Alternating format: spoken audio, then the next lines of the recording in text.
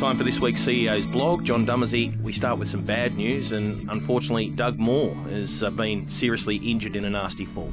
Yes, Greg, it's unfortunate, and this is the second similar accident that we've had in the industry, not similar in how it occurred, but the end result. And Doug's in Royal North Shore Hospital, and I've visited him, and Rex Horn has visited him as well. Family's there. His son Matthew flew in from the United States, and Ben and Melanie and Ben have been down to see him, and James is there all the time, and of course Janet's there. But our hearts go out for them, that his recovery is as best as it can possibly be. They're absolutely stoked with the support they've been given through, just the emotional support they've been given thus far by the industry. The board will certainly sit down at the October meeting and see how the benevolent fund or whatever process we can go through to help Doug. But a tragedy, an unfortunate accident. No use looking in the rearview mirror and saying why or why not or how come, but we just move forward and help Doug as best we can. You mentioned Jim Webb. What's the latest with Jim?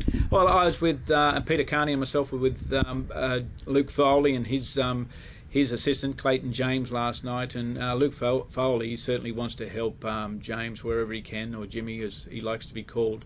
He's from Auburn, and that's part of Luke Foley's electorate, so there'll be something. It'll be a bit of a fundraiser, I believe, at Parliament House there that Luke will arrange. But Jimmy's making very steady progress, but he's probably at a point where we won't see a great more improvement in his movement.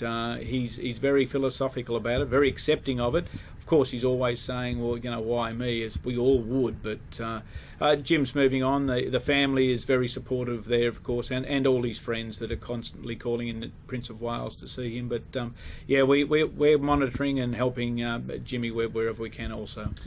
Some good news in the industry. The first colonial foal born for the season, Caribbean Blaster Little Nakia. Yes, and this is fantastic, and it was good that it was a Caribbean Blaster. Really, like we've got 6 stallions on the first year roster. We've got a similar number on the second year roster. But it's great that these stallions are being supported, and it's great that the first foal's on the ground. And I can assure those who have one of these foals that we have paid out the first $500 voucher, and it was a voucher in the sense that the owners of that horse made it eligible for the Breeders' Challenge with the money that was on offer. So yes, all good. We hope to see many more colonial bred foals coming, and we hope to see many other foals, Breeders' Challenge eligible foals, foaled in the next few months. And the breeding side is healthy. We've had an increase in the number of mares served last year, so hopefully we've got an increase in the number of foals that are born.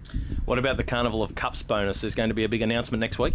Yes, there will be, but I could say a little bit about it, and I will say a little bit about it, and that is it's about participation. So it certainly will be rewarding to owners, be rewarding to trainers, and it'll be rewarding to those good horses that race around the Carnival Cups. But we might save that one for next week. What about the Breeders' Challenge initiative? So Rex Horn made an announcement on radio during the week. There's going to be some prize money boosts across the whole Breeders' Challenge brand. Now, if I can go back one on about a bonus for the Breeders' Challenge, it's about participation, as I said, and everybody that attends those Carnival Cups meetings, they'll have an opportunity to win that Yaris again. Rod Smith and Terry Shields Toyota, fantastic with their sponsorship and their support of the Carnival Cups, and that car's there. But a few little twists. You must be a paying customer at the race meeting to qualify for that one. So that's a bonus for Carnival Cups. So I didn't hold it all back from you. What about the Breeders' Challenge initiatives and the pumping up the prize money? Yeah, well, there really there certainly are improvements. The prize money for the 3-year-old went to 150.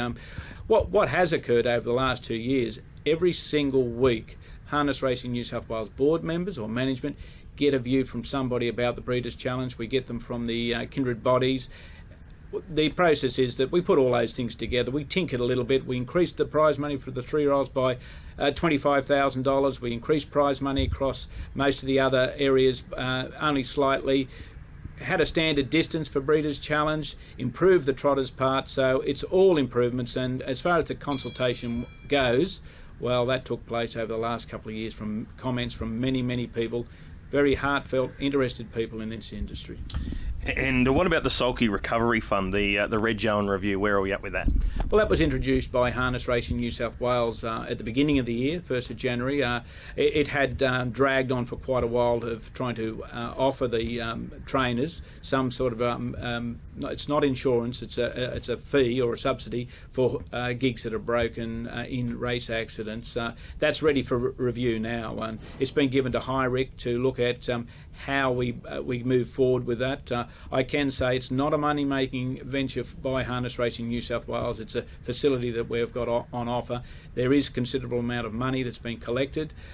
What comes back to us will be determined during November. So if anybody out there has a point to make with the Sulky Recovery Scheme, they should talk to the UHRA, the Clubs Association, the Breeders Association, the Owners Association, any association that's on HIRIC, so that we get the consensus and we move forward with that. But it certainly will stay in place, and it has been very beneficial. We've had up to $5,000 paid out at any one single time for these gigs, which are quite an expensive piece of the equipment that trainers must have. All right, thanks for your time this week, and we'll speak with you next week. No worries, Greg.